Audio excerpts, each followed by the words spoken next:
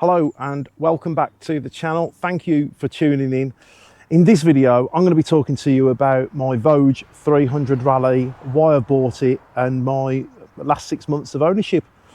So, since owning the Voge, I bought it back in, I think about 6 months ago now, and I've put about 900 miles on it.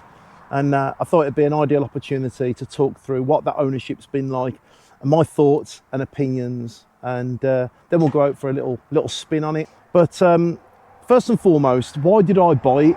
Well, I was after a bike that would do some green laning, and after looking at the Honda CRF 300 and the Voge 300, I decided that given value for money, I would go with this. Was it a good decision? Was it a bad decision? I think time will tell with that as the bike gets a little older. Let's go through the bike and talk about what its specification is and what you get for your money. Okay, well, a good place to start is the engine. So it's a single cylinder water-cooled 282cc engine producing 28 brake horsepower, and it's made by a company called Lonsing. And it's no secret that Lonsing have been making engines for quite some time, and they actually make engines for BMW. So that gives me some confidence. And so far it's been great. It hasn't let me down at all. It looks nice, although there is a bit of wear where my boots have been rubbing on that. But yeah, it produces the power that you would expect. I mean, it's not going to pull your arms off. It's not like water skiing or anything. You're going to be absolutely fine. It's not intimidating by any means whatsoever, but it will, it'll pull you up a hill, and it'll get you, I'd say get you 70 miles an hour on the motorway. If you want to travel 70 miles an hour on this on the motorway, then yeah, it's capable. Excuse me, it's capable of doing that. So yeah, I've been impressed with the engine. No issues with that at all. Height clearance, it's 280 millimeters. You can see there I've put my own sort of aftermarket bash plate on. Quite pleased with that. Bought that from AliExpress, and yeah, been quite pleased with that. The bike, after 6 months, I'd say the bike's looking fairly clean, because I do take it up some trails. I am quite good with regards to making sure that it's all cleaned off. Nearly tripped over then. Making sure that it is all cleaned off regularly, and dare I say it, there's been no issues whatsoever. I do coat it in a, I think it's TPC, I think it is. I've forgotten the name of it. It's like ACF 50. I coat it with that. And that's why you see a bit of overmarking there, a little bit, where I'm trying to preserve as much of the frame as possible. On the first day I had it, I actually coated the spokes, because I read reviews that they start to rust if you've left out in the elements, and I didn't want that to happen. Right, let me show you things that I've changed. Gear lever. The original one comes out to about there, which is not ideal for trying to get your boot under.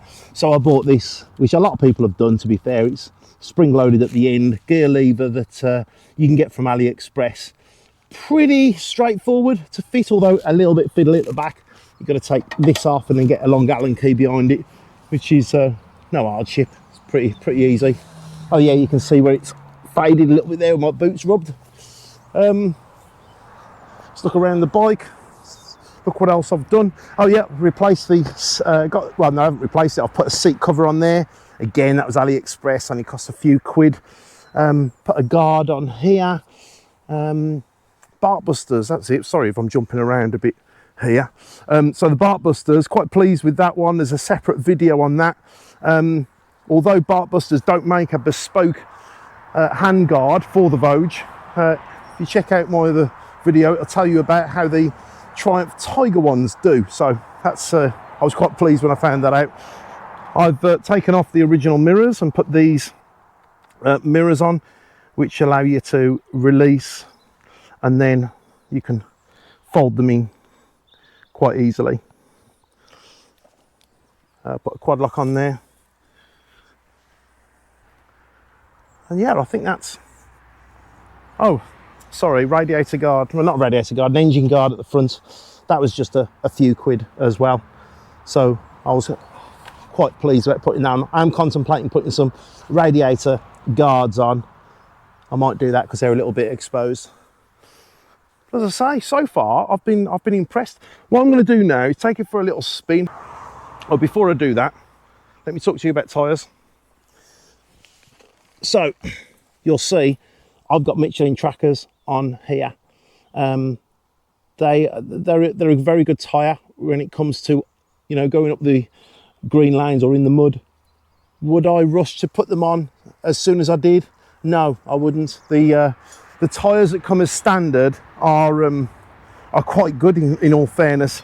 They're brilliant on the road, in my opinion, for this bike, and for some light trails they are absolutely fine.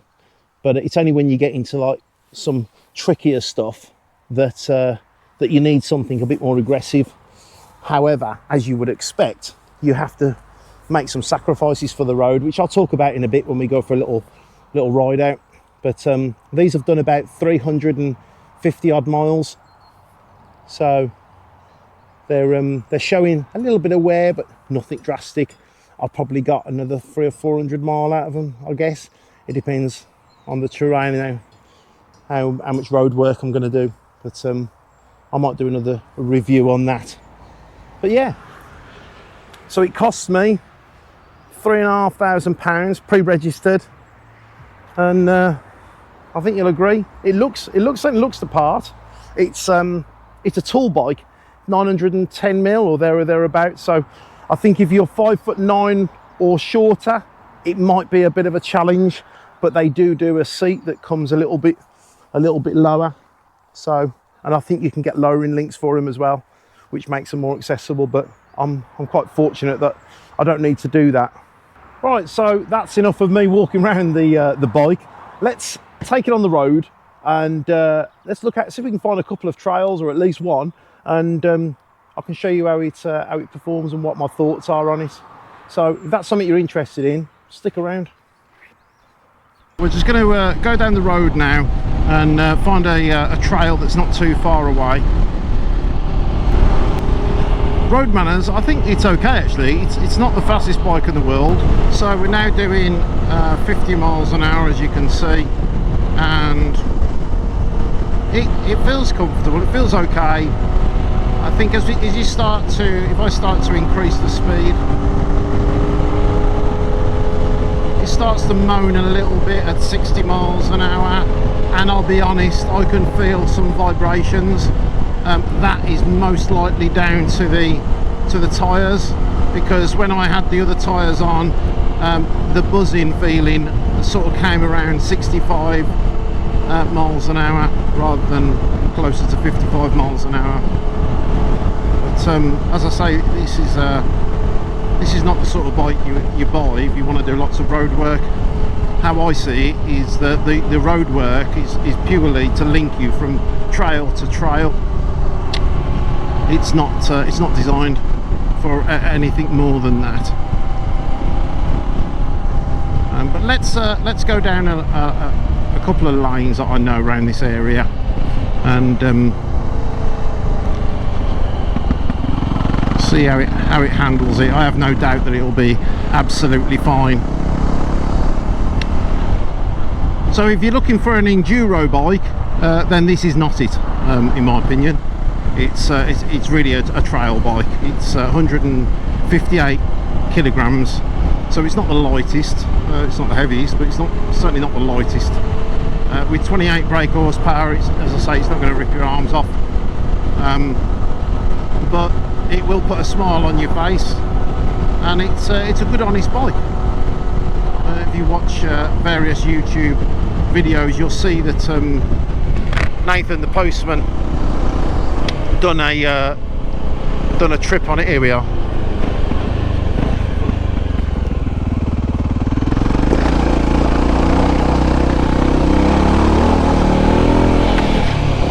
Yeah, this sort of stuff it loves.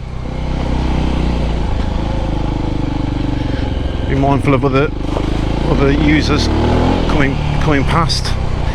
I'm conscious there's a few ruts down here. I think from memory you've got to stay in the middle on this one.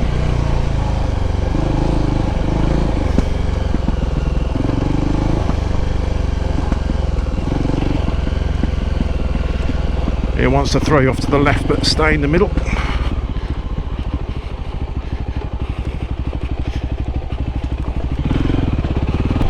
But yeah, this bike's all right for these kind of trails. I think it's what it was built for, really, and what it was designed for.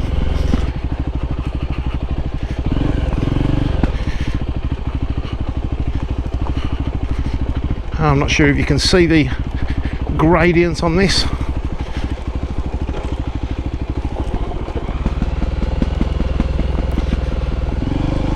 It's quite steep. But if you let the bike just do the work, go into second there, seems to cope very well. As I say, the suspension's adequate. If you watch one of my other videos that were taking this around the ABR, where I was getting a little bit of speed, went over a bump, and I felt it bottom out, not drastically, but it touched the. I felt it just touched the bottom, which no major issue. Whoop, no major issue. And that's the end of the lane. So yeah, the suspension's adequate. I've ridden a Honda CRF 300 stock suspension, and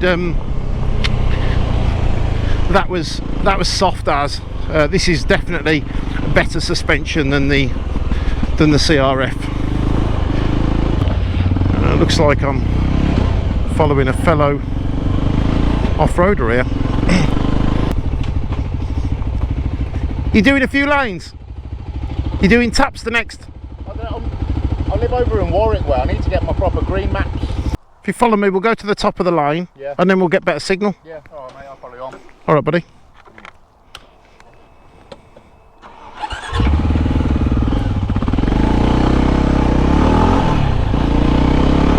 Well, so there we go.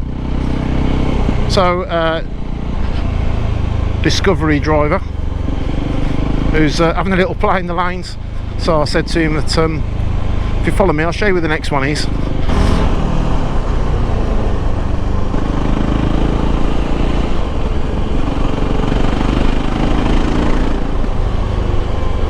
Yeah, this bike's certainly in its element when it comes to these type of roads and the trails. It's a fun bike, and for £3,500 brand new, I don't think you can grumble.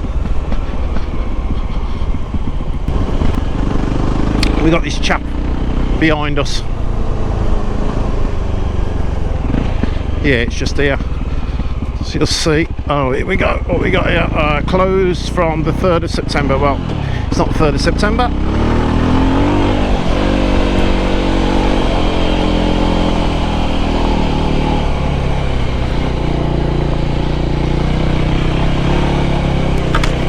Oops.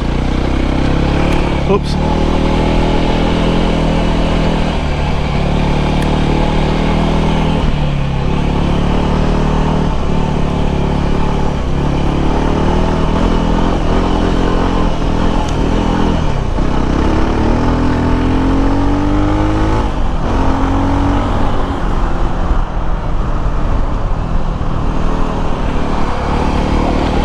That was second, just went up to third for that one.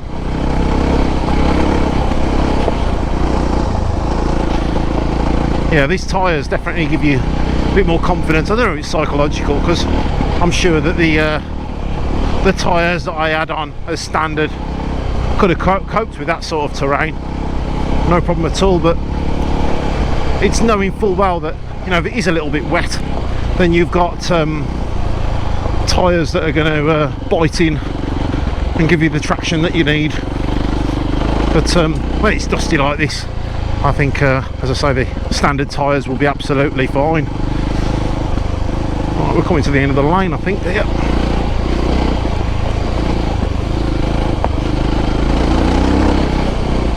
Yeah, nothing coming out from there, and we're back.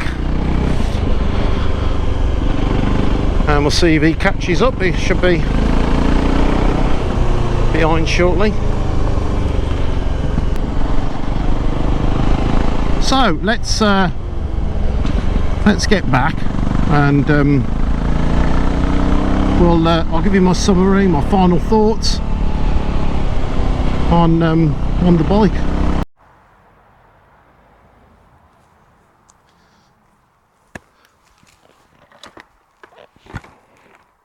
Right, there you go, the Voge 300 Rally. It's a great, honest little bike. It always manages to put a smile on my face, and you could see then going up those trails, it didn't argue one bit. In fact, the bike's far more capable than I am, and it's real good fun to be able to just, you know, get off the beaten track and go exploring. I would describe it as a lightweight budget adventure bike. For the money, and I know I keep coming back to this, but for the money, I'd say you can't really go wrong. You know, £3,500 is what I paid for it, and that was brand new, pre-registered.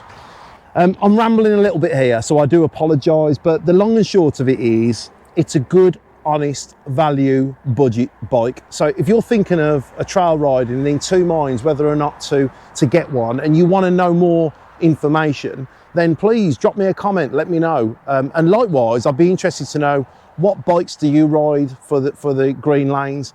You know, when I eventually grow out of this, or this breaks, or both, you know, will I want something else? And if so, what should I consider?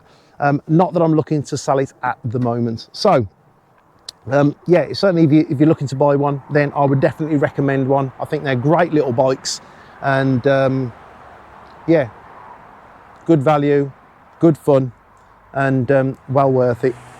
Yes, there might be a few issues with parts. I've not experienced them, but I've read about people struggling to get certain parts for them. But as they become more popular, and as MotoGP brings in more stock, I think that problem will disappear. They are relatively new bikes, you know.